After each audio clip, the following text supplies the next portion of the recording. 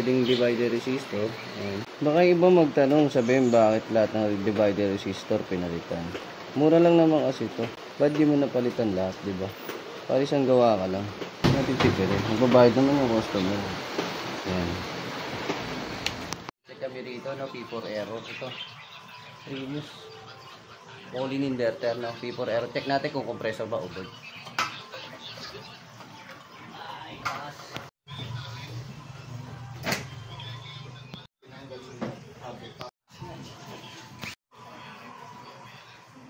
Ay, check natin IPM. Dito tayo sa positive line. Teka, nasa na ba yun ito? Yan, ito yung value. Ayan yung value. Same naman, 44. Okay, sa negative sign naman tayo. Ayan, dapat wala.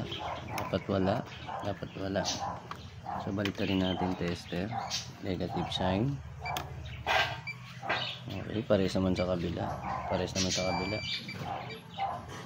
Pares naman. Capacitor. Kailangan check lahat para wala sablay. Ayan. 47. 47 UF. Dapat 47. Ayan, mataas siya. Diba? So, meron pa siyang ibang ka-series na capacitor. So, ngayon, check natin to. UPW niya. Okay, equal. Minsan nyo na nakita to sa F99, diba? Pasok. Okay, pasok naman. So, dito tayo mag-check sa driver divider resistor. So, ito i-check natin tong resistor. Ayan. 1K ay 100 ohms. Okay, pasok. Then sa next.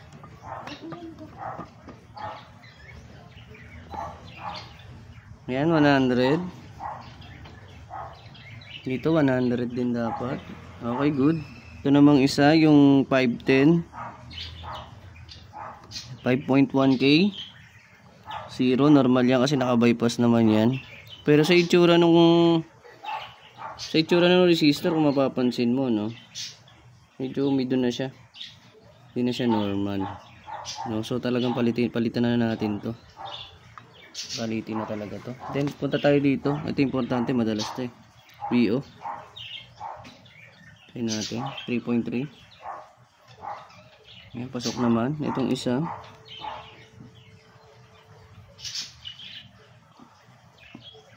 Ayan, 2K. Pasok. So, okay. Palitan natin ito diretso. Tsaka ito palitan na rin. Para bago lahat. Para siguradong gagana lahat.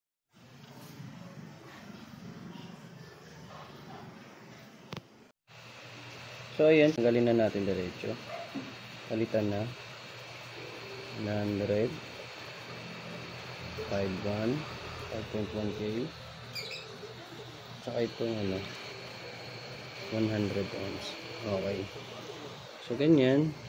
Kailangan natin linisan yan. Tayo natin show minute. No? Yes. No? Yes. Kung kayo magpapahid ng ganito dito may may resistance to. Apektado po yan. Linisan natin.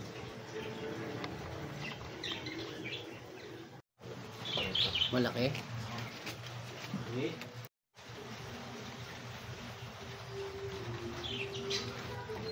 Meron na tayong ni-reading divider resistor. Ayan. Ayan na natin yan din. Naglalaglagan na nga. Sira na yung lalagyan.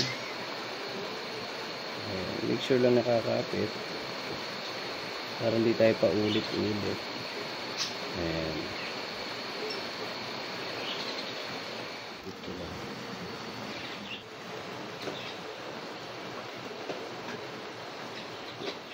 Baka iba magtanong, sabihin bakit lahat ng divider resistor pinalitan.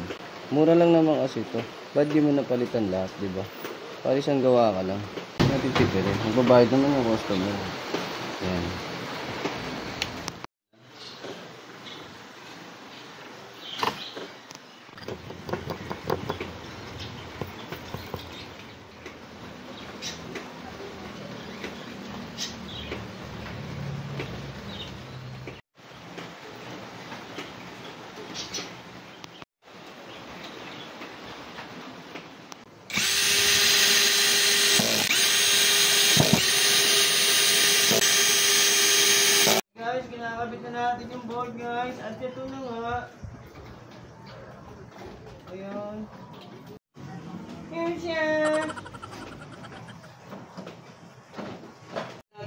guys, hintayin natin mag-start na.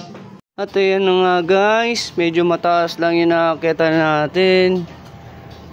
Ayan, inakit ko na't binidyohan para makita ninyo. So okay na, P4 error done fix. Ayan po, steady light na po yung nasa loob, hindi po apoy yan. So okay na.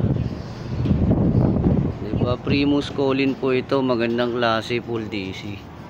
Ayan guys, thank you sa inyo guys. Okay guys, salamat sa inyo guys, no? So subscribe nyo lang kami, ginabi na kami. Medyo mataas din. Salamat, goodbye.